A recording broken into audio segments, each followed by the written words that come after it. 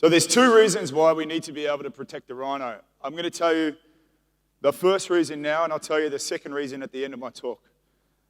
The first reason is the rhino is the hardest animal to protect. Poachers are willing to go to the most lengths to kill this animal because of the value of its horn. So when we develop and implement strategies that protect the hardest animals to protect, everything else in that ecosystem is being looked after, all that biodiversity. Now, to look at this on a global scale, a broader scene, you have climate change, deforestation, human population growth. These are big picture problems. Right now, directly, we have to be able to protect what we have. And that's our job, to try and stop the hemorrhaging on the front line. I go to work every day knowing that what I do is not the ultimate answer. We're just buying time while people much smarter than me are trying to figure this whole global situation out, but this is what we do. Just in case you've been doing this, I'm going to give you a quick snapshot of this Rhino Wars and what's been going on. South Africa is home to 75% of the world's remaining rhino population, or 83% of the African continent. Over the last 7 years, this war has been raging, and over the last 5 years alone, we're seeing an average increase of carcasses of 35%. Last year, 1,215 rhino were killed. A tipping point where annual births will be surpassed by annual deaths has most likely been surpassed 1 or 2 years ago, and we're into this rapid downward spiral of the species number that experts have predicted. Rhino horn is being sold in Asia, predominantly Vietnam and China. Vietnam on the streets is selling for up to $75,000 a kilogram. Vietnam is a rising economic superpower in Southeast Asia. They like to stay at home and spend a rising disposable income on consumer-related goods. And one of those shiny objects at the moment is rhino horn. We look at it like a Ferrari syndrome. When nobody has it, everybody wants it. But when everybody has it, it starts to lose the shine. And that's what we're seeing. We're seeing business elite and wealthy individuals who are using rhino horn to demonstrate wealth. And this gives someone in a Vietnamese business community good standing. On the other side of the coin is traditional medicine, where rhino horn has been used for at least 1,000 years, as far back as 2,000 years. Now, if your mother uses something, your grandmother uses something, your great-great-grandmother, your great-great-great-grandmother, your culture, your family passes this down, it works. It doesn't matter what we jump up on a podium and tell them about their cultural beliefs. I don't believe we can change this in time. Across generations, yes, but right now we have to stop the hemorrhaging on the front lines. Think of the pipeline of rhino horn. So you've got a lot of poachers.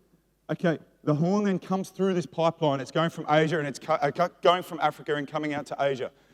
We're getting a lot of arrests on this wide end of the pipeline, but as it comes through here, we're failing. And we don't know how many of these channels are going through this narrow part of the pipeline from the African continent to the Asian continent, but what we know is we're not targeting the right people within this pipeline, and that comes down to cross-border collaboration, sharing of intelligence, international laws, and getting on top of corruption. South Africa sits on 30 tons of stockpiled rhino horn. Now, if you're going to start doing the maths on 30 tons at $75,000 a kilogram, which you're not going to get if you're selling 30 tons of it, but you're going to get a hell of a lot of money, it starts to get this trade debate going, which splits the industry. Now, CITES, which is the Convention on the International Trade in Endangered Species, has a 38-year-old trade ban on selling rhino horn. So now the argument for and against trade is as good as each other. Anti-trade lobby will tell you that if we flood the market with all this rhino horn, we don't know what the demand is in the first place, and we don't know what we're going to reinvigorate. And rhinos should be able to walk around in the bush with their horn. That's great. The anti-trade lobby, the pro-trade lobby will say, hey, we got 30 tons of this stuff. Rhino is now currently worth twice as much dead as it is alive, and the only solution on the table to try and change that is some sort of legalized trade in rhino horn. For and against, it's split the industry right down the middle. Okay, now, what I will say is it doesn't matter, pro-trade or anti-trade. It actually doesn't matter, in my opinion, because South Africa is sitting on something worth $75,000 a kilogram. They've got 30 tons of it. And while there's a crisis, this remains an option at CITES. If South Africa was to go and get on top of this problem now, we've got the next CITES meeting next year, the one after that, 3 years after. If South Africa was to get on top of this problem between now and then, that option, that discussion of trade will be taken off the table. South Africa then stands to lose 30 tons worth of trade at $75,000 a kilogram. We are not going to get on top of this problem until trade is pushed through, my opinion. Industry, now this is coming from an Aussie who sort of sits back and looks over how the industry operates, it's very fragmented. A lot of people, a lot of organisations struggle to work together, and 7 years into a war, I find it hard to comprehend how, with the infinite amount of resources we have here in South Africa, we haven't found a way to centralise all those resources under a central command and deploy them accurately to the threat. We've got tunnel vision. We're looking at very severe actions such as relocating mass numbers of rhino, cross-border hot pursuit into Mozambique, trade is another one, shoot-on-sight policy and intensive protection zones which are going to cost millions and millions of dollars. We haven't gone to the source of the problem yet. In South Africa, there's over 400 organisations raising funds and spending funds, putting support on the ground for rhino organisations. Over the other side of the border, this area bordering Kruger National Park, there's less than a handful. The problem's starting in Mozambique. We're not going to the problem. We're not getting out of our comfort zone. We're staying here and dealing with the problem on South African soil. When you're dealing with it in South Africa, it's an exercise of counting carcasses. Okay, let me come down here. This area here, Kruger National Park, okay? This line going up the middle is the Mozambique-South Africa border. Kruger is home to 72% of the world's remaining rhino population. 42% of the world's remaining rhino population, between 8 and 10,000. Now, 10% of those live in the northern part of the park. 90% live in this bottom section of the park, okay, the southern section. 60% of that 90% are in this section here, okay? Now, last year, South Africa accounted for 68% of the 1,215 rhino that were killed in this country.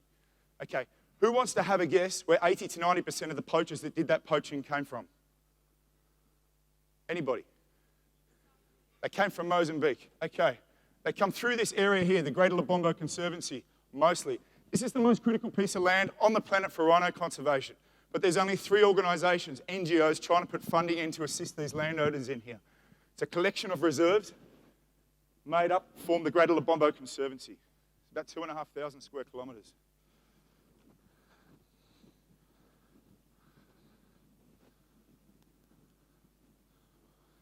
When you get small units of civilians who get their hands on weapons and they cross through familiar territory, they go up against more regular forces like the army, the police, ranger units.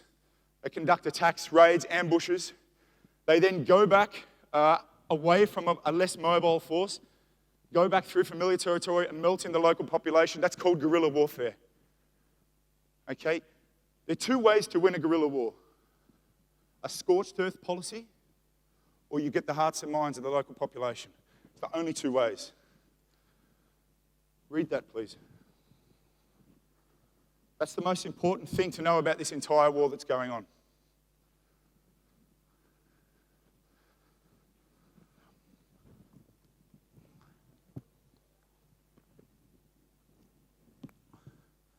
Let's look at some of the dynamics that build resentment, because remember, when there's resentment, the people who are on the outsides of the reserves, which offer the buffer between the world's greatest rhino population, 42% of the world's remaining rhino, and 80 to 90% of the people who are trying to do that poaching. Let's look at some of the dynamics that build resentment.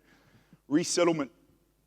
These areas didn't used to be national parks. They used to be places where people, communities lived, okay? We've come up with a concept that we want to put fences up to protect animals. We push these people out of these areas. Okay, 2 independent studies conducted over 17 years concluded that for any group of people that's compulsory relocated from their natural habitat, there's no greater way to demonstrate impotence. The benefits from a lot of these conservation areas that we set up often don't filter down into the communities surrounding them. The funds coming from tourism, particularly in Mozambique, where there's hardly any tourism in this area along the border here. It's a hostile area. There's a war going on at Ground Zero. Tourists don't want to go there. So the communities see, hey, we've set up a fence. People want to come in here and stay, but nobody's coming. However, we're still not allowed to go back to where we were resettled from. Employment. A lot of the people living in the communities are protecting the poachers, which makes people who run these conservancies, these reserves, apprehensive about employing people from the communities. It's this catch-22 that rolls on. This is Coronado Dam. It's so polluted that the crocodiles, one of our most resilient animals, have all died. Now, The Coronado Dam is formed from the Sabi River flowing from South Africa, collecting all the pollutants and dumping them here in Coronado, near Kabok, one of the hotspots for rhino poaching syndicates. It's another thank you present from South Africa for looking after our rhino.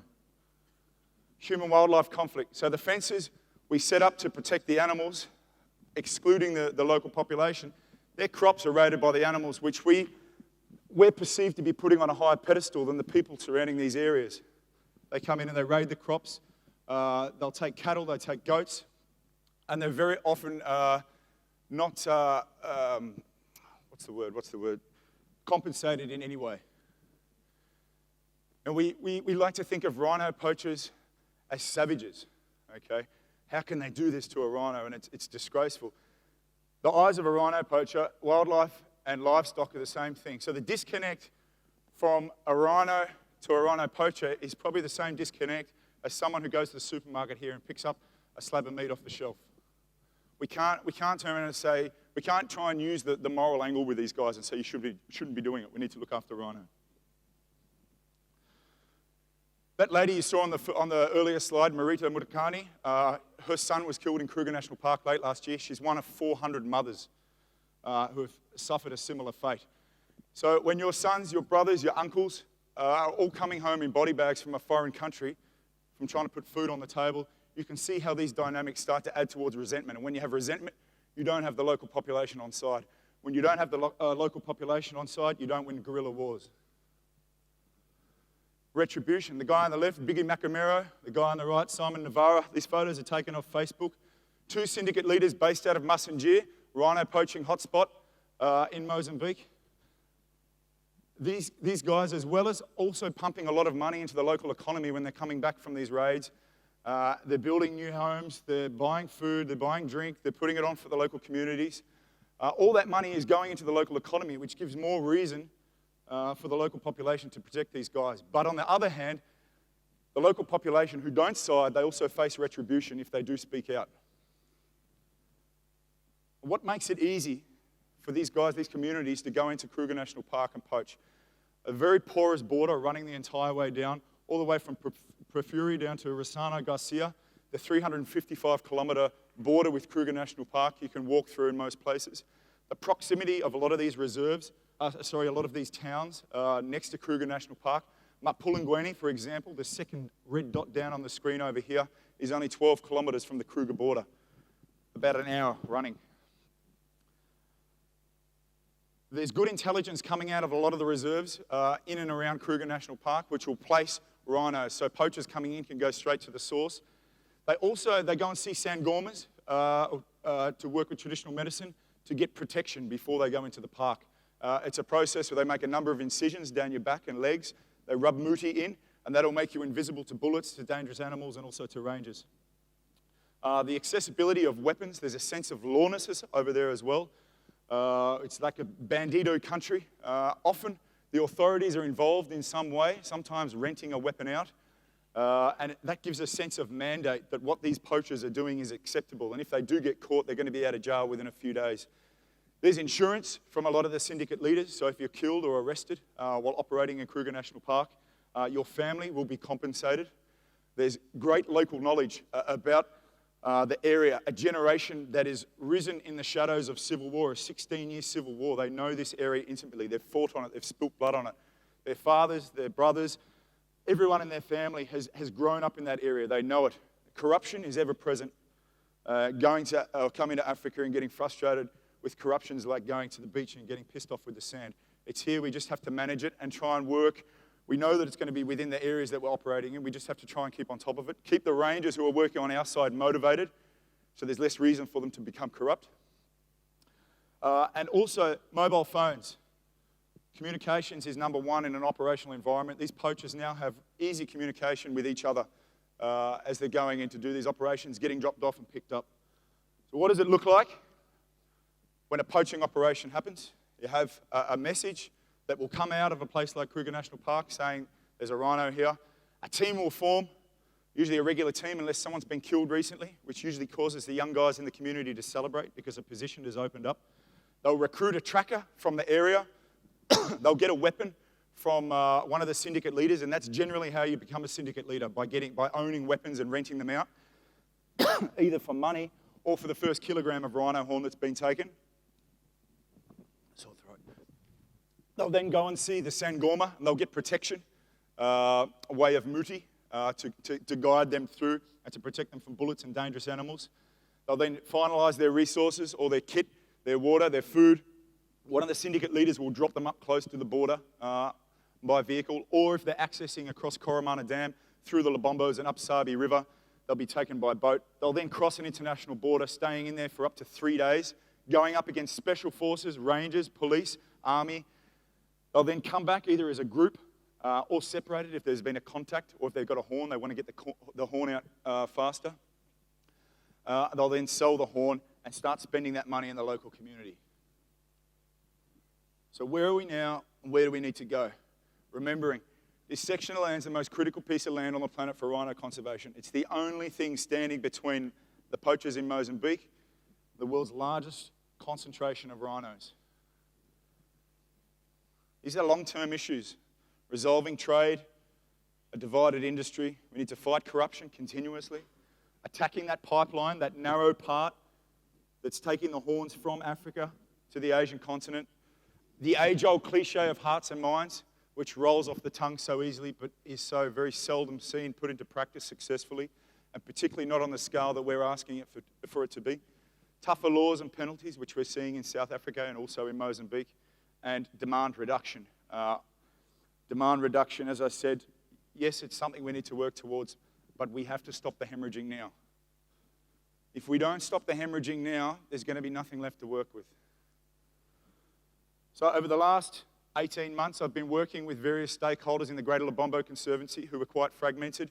We got everyone together to form a joint strategy for anti-poaching, which is now being implemented using Sabi Game Park as a platform. Sabi Game Park, which has a 45-kilometre boundary with Kruger National Park, in itself is a buffer to a quarter of the world's remaining rhino. Okay, now there's a group of people in this world who go out every day and risk their life for a very small sum of money. They risk their life not so often from the poachers they're trying to stop, but from the animals they're trying to protect.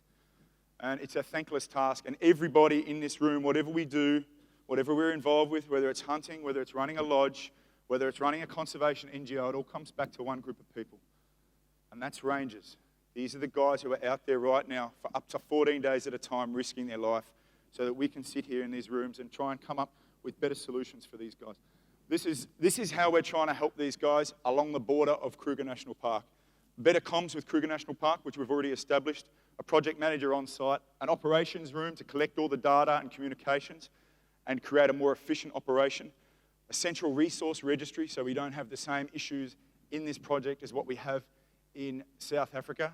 1 million people trying to do 1 million different things. No complex problem in history has ever been solved that way.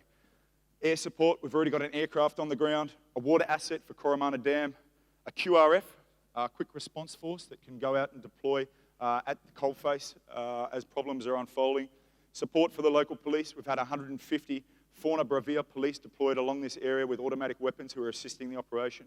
Canine units, information management, a digital radio network across the entire Greater Lobombo Conservancy, setting baseline standards for areas that are there, joint security plans, training and mentoring. This is all being unfolded as we speak, and already this year we've raised about 7 million rand for the project. The second reason why we need to be able to look after the rhino. Now, I used to use the rhino as a metaphor for Mother Nature and what we're doing to the rhino, an animal that's hardly evolved for millions of years, we're doing to the planet. And I got clever and I thought, well, hang on now. The planet's actually been spinning here for 5.3 billion years. And it survived a lot worse than us. Okay, we're one of 5 million species on the planet. Species come and species go. Unless we can establish the commitment, the long-term commitment it takes to look after animals like rhino, Mother Nature and the rhino aren't the metaphor. It's the rhino and us. Thank you very much.